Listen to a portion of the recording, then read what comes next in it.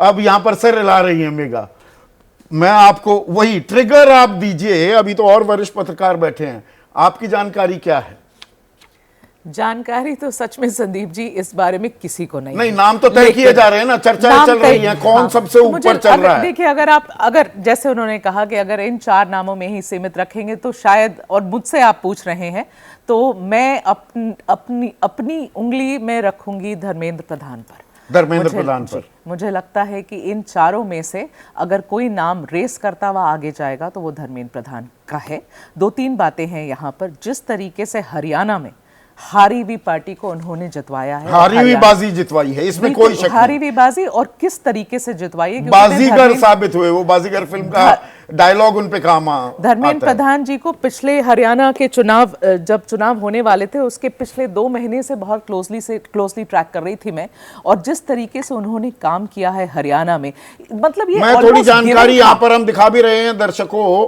55 साल की उम्र है धर्मेंद्र प्रधान की। 2000 में वो उड़ीसा में विधायक बने, राष्ट्रीय सचिव बन गए 2002 में, 2004 में भारतीय जनता युवा मोर्चा के राष्ट्रीय अध्यक्ष बन गए, पहली बार लोकसभा सांसद बने 2004 में। 2-3 चीज जो मैं कहना चाह रही थी, पहले तो हरियाणा की जीत नंबर 1, दूसरी उनकी कार्यशैली इस तरीके से है ना, सर नीचे करके काम करने वाले धर्मेंद्र प्रधान एक ऐसे नेता हैं, आप ज्यादा आवाज नहीं सुनेंगे उनके आसपास, क्या कर रहे हैं, क्यों कर रहे हैं, कैसे कर रहे हैं, किसके बोलने पे कर रहे हैं। धर्मेंद्र प्रधान जी ये सारी जानकारी उन्हीं के आसपास बनाया गया। उड़ीसा में जबरदस्त जीत के बावजूद मैं आ रही थी, पहले ही जमीन तैयार हो रही थी। मैं आ रही थी उस बात पर कि देखिए वो खुद से बोले ना बोले, लेकिन मैं उनको बहुत समय से जानती हूँ और कई बार उनके साथ उड़ीसा में भी शूट किया है, यहाँ पर भी किया है, और काफी अच्छे से मैं उन्हें जानती हूँ। बीजेपी लीडरशिप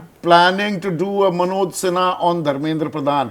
मनोज सिन्हा जब मुख्यमंत्री नहीं बनाए गए तो वहां उन्हें बताया गया आपके लिए बड़ी जिम्मेदारी इंतजार कर रही है। ये बड़ी जिम्मेदारी अध्यक्ष होगी पार्टी की, ये तो मैं नहीं कह सकती। नहीं, मैं मनोज सिन्हा के संदर्भ में कह रहा हूं। तो ये यहां पर धर्मेंद्र के लिए भी देखिए, धर्मेंद्र प्रधान जी बोले या ना बोले, लेकिन इतना तो मैं समझती हूं कि उनकी चाह जरूर थी कि वो उड़ीसा के मुख्यमंत्री बने, और जितना एक्टिवली उन्होंने वहां पे काम किया था, he was the obvious choice. He was one of the, no, I will not say he was the obvious choice. That never, the party never took that stand. कभी भी पार्टी ने उनके नाम पर ऐसा कुछ भी नहीं कहा था। देखिए, जैसे देवेंद्र फडणवीस जी के लिए एक एंडोर्समेंट थी, प्रधानमंत्री ने अपने स्पीचेस में भी एंडोर्स किया था, अमित शाह जी ने भी एंडोर्स किया था किसी ना किसी तरीके से देवेंद्र फडणवीस जी को। ये एक ऑब्वियस चॉइस लग रहा था। महाराष्ट्र में ये नहीं था, ये कहानी उड़ीसा में नहीं थी। लेकिन इसमें एक और पहलू है ना।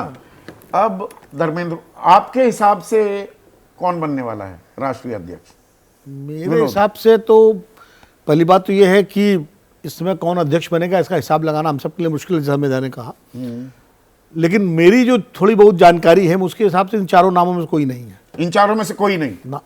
सरप्राइज एलिमेंट जो बीजेपी का शगल हो चुका है, उसका कारण बताऊं क्या? हाँ, कारण उसका ये है कि इस बार जो अध्यक्ष बनेगा, जो बात अभी मेधा कह रही थी, और सुरेश जी ने तो खैर बहुत ही कहा कि सब कुछ नैतिक है, सब कुछ सामान्य है, सब कुछ ऐसा मानते हैं वो राम राज्य में राजनीति है, मतलब ऐसा होता नहीं है राजनीति में कभी भी। भगवान राम के टाइम में भी कहीं ने उनको 14 साल का वनवास दिलवा दिया था, तो वहां भी एक तरह से षड्यंत्र हुआ था राजमहल का। अभी केजी मुझे घूर रहे हैं अभी कि अभी आने दो मेरा नंबर, तो बताता हूं तुम्हें। लेकिन देखिए, महाराष्ट्र का चुनाव, हरियाणा का चुनाव न धर्मेंद्र प्रधान ने जिताया है, न किसी ने राष्ट्रीय स्वयंसेवक संघ ने जिताया है, और संघ ने इसको ओन किया है, पहली बार, जो नॉर्मली पहली बार नहीं करते हैं। और इसीलिए संघ जो है इस बार अध्यक्ष उसको बनाएगा जो प्रधानमंत्री नरेंद्र मोदी को की सहमति तो हो उस पे, उनको अवॉइड नहीं करेगा वो, क्योंकि जो बीजेपी प्रसाद सिंह है, नोएडा वासी ही हैं, जहां आप भी रहते हैं, मैं भी रहता हूं। वो एक दिलचस्प बात कह रहे हैं।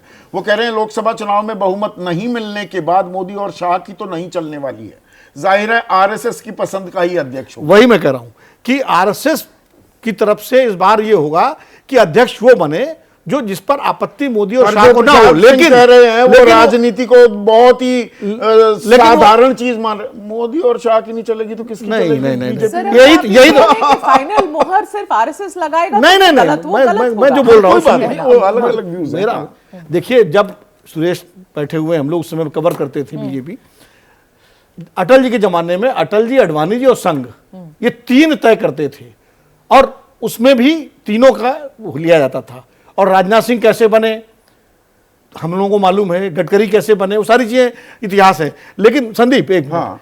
मैं ये कह रहा हूं कि संघ की चॉइस वो होगी जिस पर नरेंद्र मोदी भी सहमत हो, लेकिन वो 100% यस मैन ना हो। ये आपकी बात से जुड़ा हुआ एक सवाल है। राहुल शर्मा ऋषिकेश वासी हैं और आज हम ऋषिकेश का जिक्र भी कर रहे हैं। देखिए यस मैन का जिक्र कर गोवा दिया जाने का प्लान बना रहे हैं फरवरी में।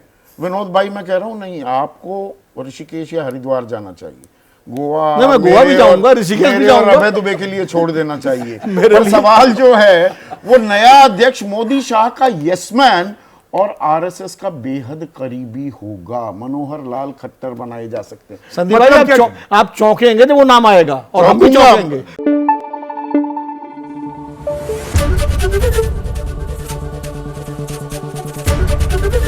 एबीपी न्यूज आपको रखे आगे।